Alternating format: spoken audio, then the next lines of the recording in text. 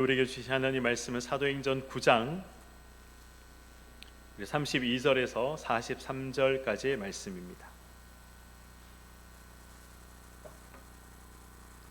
신약성경 203면 사도행전 9장 32절에서 43절까지의 말씀 우리 함께 교독하도록 하겠습니다. 그때 베드로가 사방으로 두루 다니다가 루다에 사는 성도들에게도 내려갔더니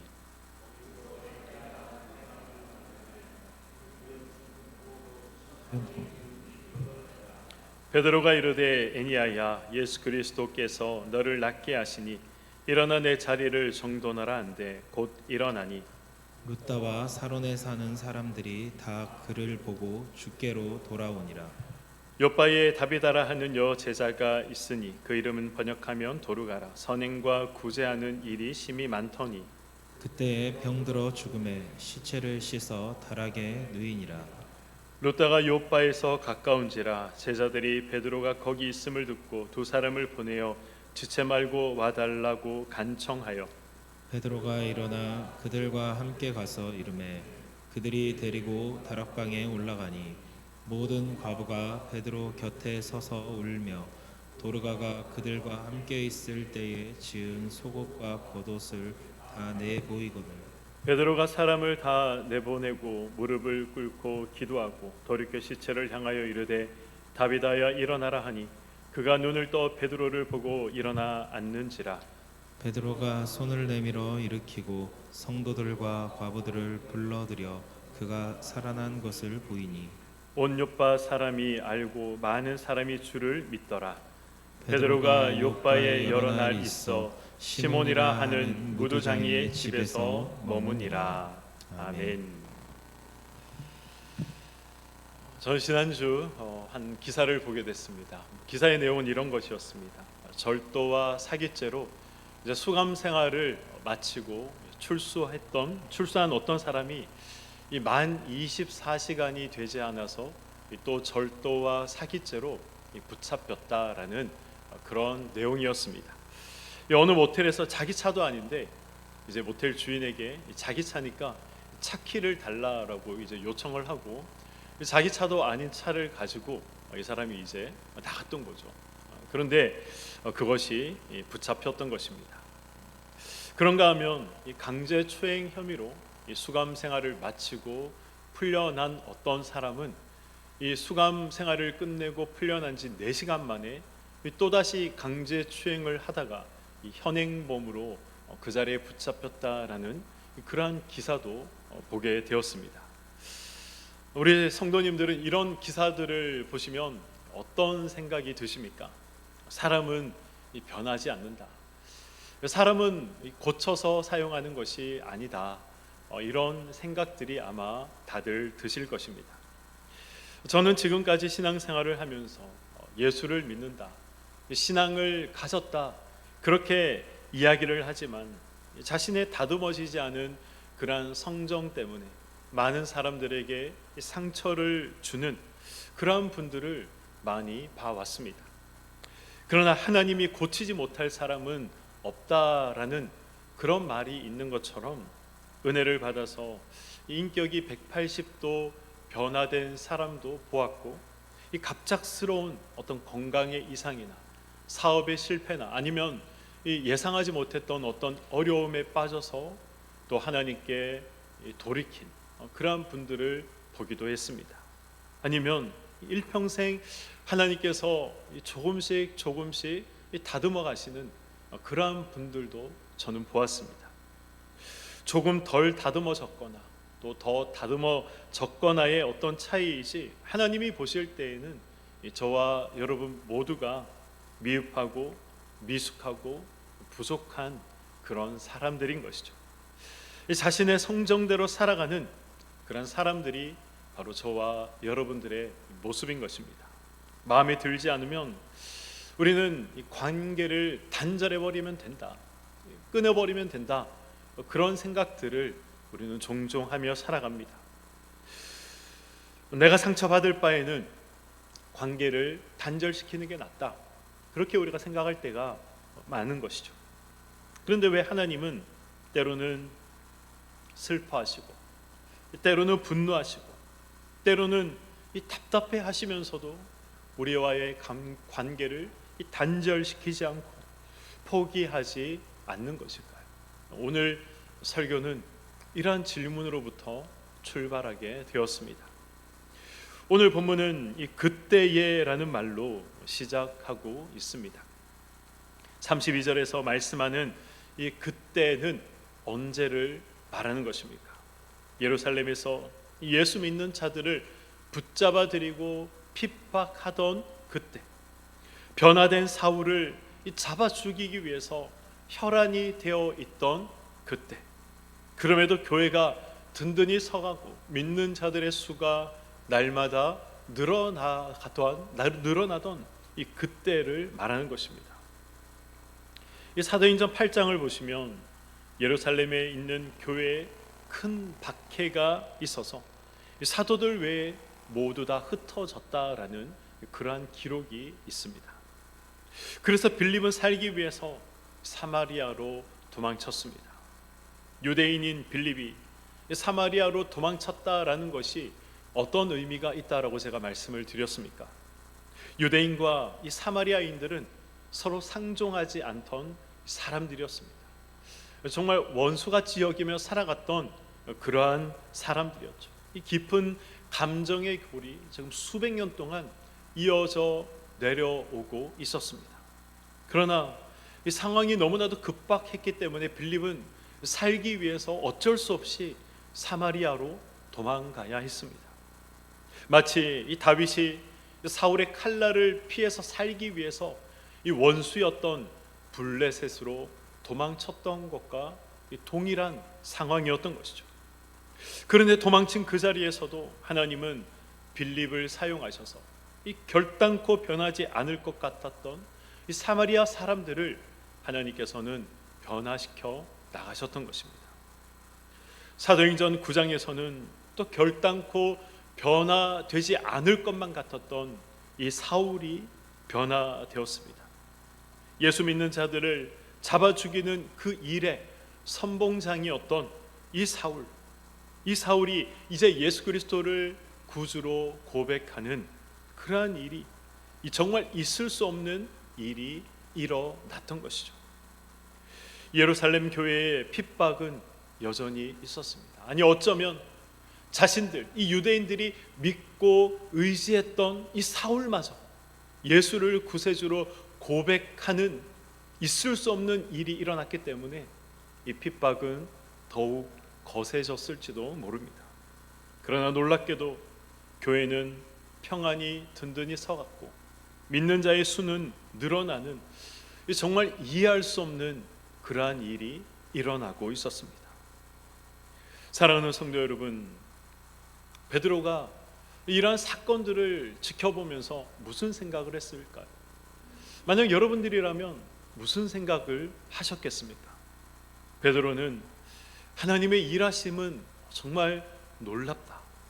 교회와 역사는 하나님께서 주관하시고 하나님께서 주장하신다. 환난과 핍박 중에도 나는 나의 사명을 감당하면 된다. 그렇게 베드로는 생각을 했던 것입니다. 베드로가 이런 생각을 했는지 어떻게 알 수 있냐고 저에게 묻고 싶은 분들도 계시리라 생각됩니다. 오늘 본문 32절 말씀을 한번 보겠습니다.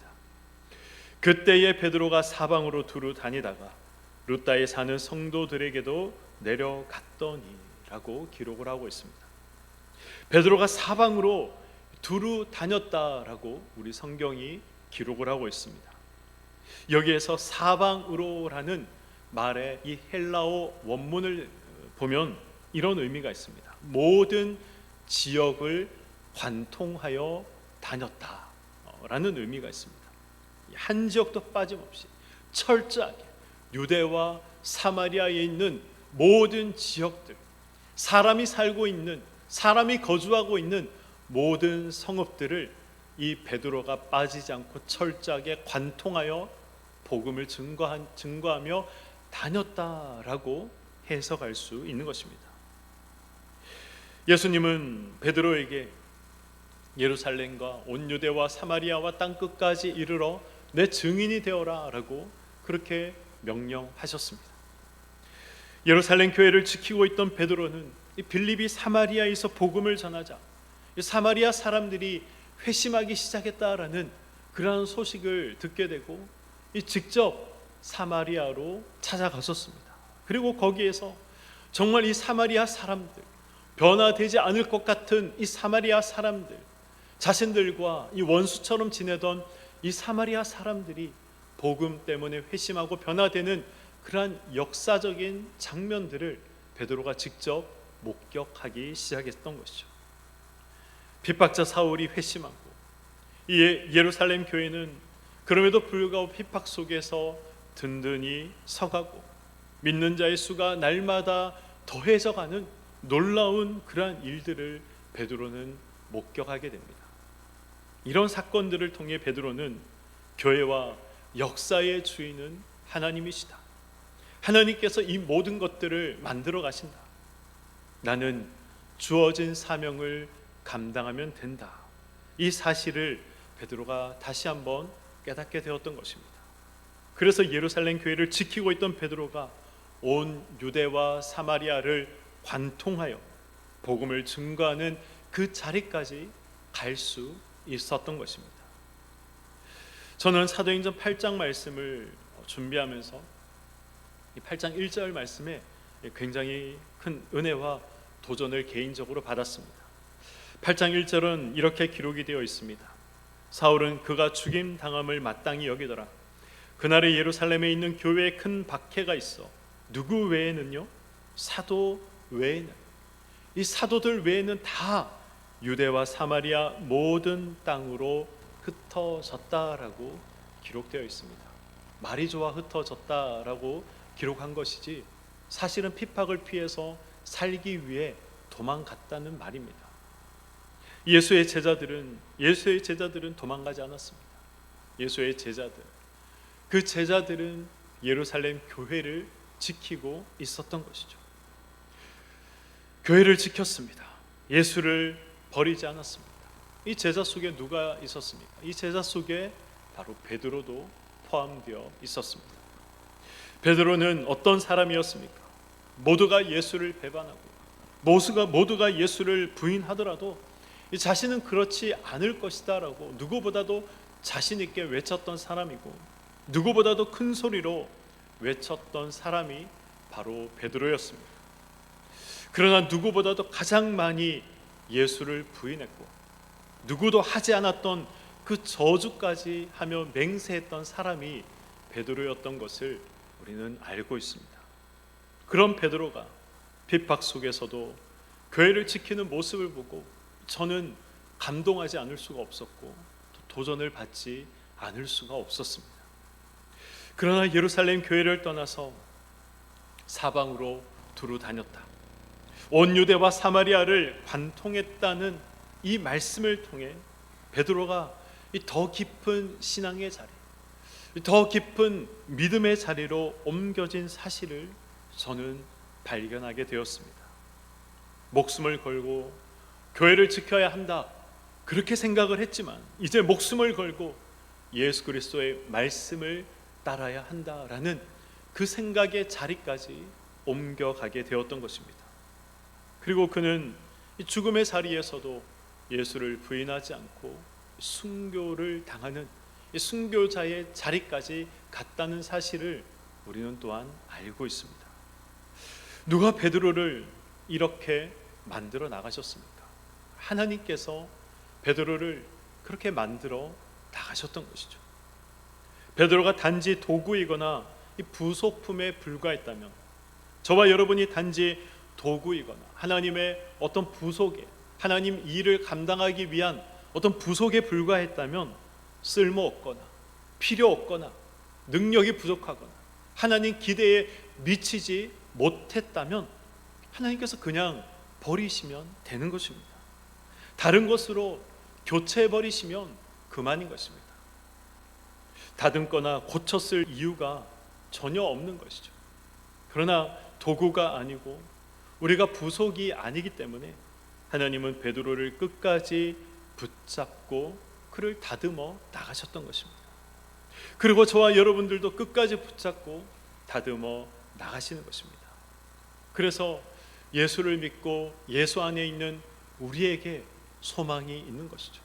나의 능력으로 변화되는 것이 아니라 하나님께서 우리를 변화시키시고 만들어 가시고 다듬어 가시기 때문에 우리에게 소망이 있는 것입니다. 우리가 하나님의 일을 잘 감당하지 못하기 때문에 하나님께서 그냥 필요 없다라고 말씀하시고 버리시는 것이 아니라, 그냥 하나님께서 우리를 부속이 아니라 어떤 수단이나 도구가 아니기 때문에 하나님께서 우리를 끝까지 붙잡고 계시기 때문에 예수 안에 소망이 있는 것입니다. 사랑하는 성도 여러분, 베드로의 삶을 한번 생각해 보시기 바랍니다. 베드로는 스스로 예수의 제자가 된 사람이 아니었습니다. 예수님께서 베드로를 제자 삼기 위해 그를 부르셨습니다. 예수의 부름을 받아 제자가 된 사람이었죠. 그러나 자신의 열정과 열심으로 예수를 쫓았던 사람이었습니다. 누구보다 예수를 사랑한다, 누구보다 예수에 대한 이 신뢰를 나는 지킬 수 있다라고 자신을 했었습니다. 그러나 그는 살기 위해 예수를 부인하고 살기 위해 예수를 이 저주까지 했던 그런 사람이었습니다. 새벽닭이 울 때 예수님은 베드로의 그런 모습을 깨닫게 하셨던 것입니다. 부활하신 예수님은 예수를 모른다 3번 부인한 베드로에게 네가 나를 사랑하느냐 3번 질문을 하십니다. 베드로는 이제 깨닫습니다. 은혜로 부름받은 자이기에 예수를 사랑하는 것 역시 은혜로 할 수 있는 것이다. 나의 능력으로, 나의 생각으로, 나의 어떤 자신감으로, 나의 열심으로 예수를 사랑할 수 있는 것이 아니다라는 것을 알게 되었던 것이죠. 그래서 베드로는 주님이 아십니다라고 이 대답을 했던 것입니다. 사울의 회심을 보면서 이 핍박과 환난 중에도 교회가 평안히 서가고 믿는 자의 수가 더해가는 이러한 모습을 보면서 베드로는 다시 한번 깨닫게 됩니다. 무엇을 깨닫게 됩니까? 교회와 또 이 역사를 주장하시는 분이 하나님이시다라는 것을 이 베드로는 깨닫게 된 것입니다. 하나님은 더 깊이 하나님을 알아가는 자리, 더 깊이 하나님을 신뢰하는 자리까지 베드로를 끊임없이 인도하시고 인도하셨던 것입니다. 이것이 바로 하나님의 목적인 것이죠. 하나님은 수단과 도구로 우리를 사용하기 위해서 부르신 것이 아닙니다. 사랑하기 때문에 사랑하는 자와 함께하고 더 깊이 사랑하고 더 깊은 이 신뢰의 관계를 만들어 나가기 위해서 하나님께서 우리를 부르신 것이고, 이 목적을 이루어 나가기 위해 지금도 하나님께서 우리와 함께 동행하시고 우리를 다듬어 나가시는 것입니다. 오늘 본문은 베드로의 놀라운 이적들이 기록이 되어 있습니다. 예수님께서 이 베데스다 연못에서 자리를 들고 일어나 걸어라 라고 이 38년 된 이 병자에게 말씀하셨을 때 그 병자가 일어나 자리를 들고 걸었던 것과 같이 이 베드로는 루다에서 8년 된 이 중풍병자인 애니아에게 일어나 자리를 정돈해라, 정리해라 그렇게 말하자 정말 이 중풍병자가 자리에서 일어나는 그러한 일이 일어났던 것입니다. 욥바에서는 또 어떤 일이 있었습니까? 이미 죽어버린 이 다비다를 향해서 일어나라 라고 말하자 그가 다시 살아나게 되는 그런 놀라운 일이 일어났던 것입니다. 베드로가 죽은 다비다를 살렸다라는 이러한 소문이 퍼져나가자, 베드로가 중풍병자를 고쳤다라는 이러한 소문이 퍼져나가자 어떤 일이 일어났습니까? 42절에 보면 많은 사람이 예수를 믿었다라는 그런 기록이 있습니다. 베드로는 정말 이 대단한 사람이었습니다. 그가 한번 설교하면 때로는 3,000명, 때로는 5,000명이 회심하여 예수를 믿는 일이 일어나기도 했습니다. 나사렛 예수 그리스도의 이름으로 일어나 걸어라 말했더니 정말 태어날 때부터 안전뱅이였던 자가 일어나 걷게 되는 놀라운 일이 일어났습니다. 죽은 자도 살리는 능력이 베드로에게 있었습니다. 이런 일로 많은 자들이 예수를 믿게 되었던 것이죠. 그래서 우리는 이 베드로가 없었다면 3,000명이 5,000명이 회개하는 예수를 믿는 일은 없었을 것이다 라고 생각을 합니다. 룻다와 욥바에서 예수 믿는 자들이 생기지 않았을 것이다 라고 우리는 생각합니다. 그리고 또한 만약에 바울이 없었다면 로마가 변화되는 일이 없었을 것이고 전 세계로 복음이 퍼져나가는 일도 없었을 것이고 이 세상의 역사가 변화되는 일도 없었을 것이다 라고 우리는 생각을 합니다. 그러나 성경은 분명하게 아니다라고 말씀합니다. 누가 있어서 되고 없어서 되는 일이 아니라 하나님이 하시고자 하신다면 그것은 되는 것입니다. 이 말의 의미가 무엇입니까? 하나님은 그저 수단과 도구로 베드로를 부르시고 바울을 불러서 사용하셨다라는 것이 아니라는 말입니다. 베드로가 행한 모든 일, 바울이 행한 모든 일은 어떤 일의 결과일 뿐입니다. 어떤 일의 결과입니까? 하나님께서 부르신 결과, 하나님께 붙들려 간섭당한 결과, 하나님 앞에서 생명이 충만해진 그러한 결과입니다. 그래서 자연스러운 열매로 생명이 살아나는 그러한 생명의 열매가 맺혀졌던 것입니다. 하나님은 우리가 바로 목적입니다.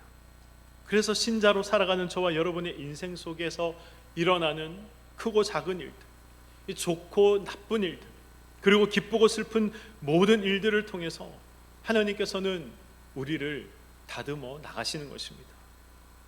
이 다듬는다라는 이 표현은 어떤 도구로 다듬는다라는 의미가 아닙니다. 우리 안에 생명이 풍성해지도록, 우리가 이 성장하도록 만들어 나가신다라는 그러한 의미입니다. 그래서 이 신앙의 제일 큰 핵심은 생명에 있고, 그리고 생명이 있기 때문에 성장하는 것에 있는 것입니다. 말씀을 맺도록 하겠습니다. 요한복음 12장 24절에 보면 예수님께서 이런 말씀을 하시죠. 한 알의 밀알이 썩지 않으면 한 알 그대로 있고 썩으면 많은 열매를 맺는다라고 예수님께서 말씀을 하십니다. 이 씨는 사실 씨앗 자체로 있으면 아무런 가치가 없습니다. 씨앗 자체로 있으면 그것이 어떤 가치가 있겠습니까? 그렇지 않습니까? 씨앗은 썩어서 꽃을 피워야 가치가 있는 것이고, 씨앗은 썩어서 열매를 맺어야 가치가 있는 것입니다. 그것이 씨앗의 목적이고 그것이 씨앗의 완성되는 자리인 것입니다. 그 완성의 자리에 가기 위해서 어떤 과정이 필요합니까? 죽는 과정, 썩는 과정이 필요한 것입니다. 우리가 오해하는 것이 있습니다. 죽는 것, 썩는 것, 이것은 마치 내가 소멸되는 것이다, 그렇게 우리가 오해를 합니다. 그러나 그것은 꽃을 피우고 또 열매를 맺으며 더 많은 이 생명의 씨앗들을 내기 위한 과정임을 기억하시기 바랍니다. 하나님은 우리 인생 속에서 복되지 않은 일, 하나님은 우리 인생 속에서 우리 인생에 유익이 되지 않는 일은 결단코 우리에게 허락하지 않으십니다. 영광의 관을 씌우기 위해 오늘도 하나님은 최고의 사랑과 최고의 능력과 최고의 지혜로 우리의 발걸음을 인도하시고 우리와 함께 하신다는 사실을 기억하시기 바랍니다. 그러므로 하나님 안에서 우리의 길이 헛되이 실패하는 일은 결단코 없는 것입니다. 베드로를 부러워하지 마시고 바울을 부러워하지 마십시오. 베드로를 베드로 되게 하시고 바울을 바울 되게 하신 하나님께서 동일한 사랑과 능력으로 우리를 부르셨습니다. 그리고 우리 역시 열매를 맺도록 하기 위해서 하나님께서는 동일한 사랑과 능력으로 우리의 삶을 다듬어 나가시고 계십니다. 이 사실을 기억하며 하나님의 사람으로 더 깊어지는, 하나님의 사람으로 더 깊이 하나님을 알아가는 저와 여러분의 삶이 되시기를 주님의 이름으로 간절히 축원드립니다. 아멘.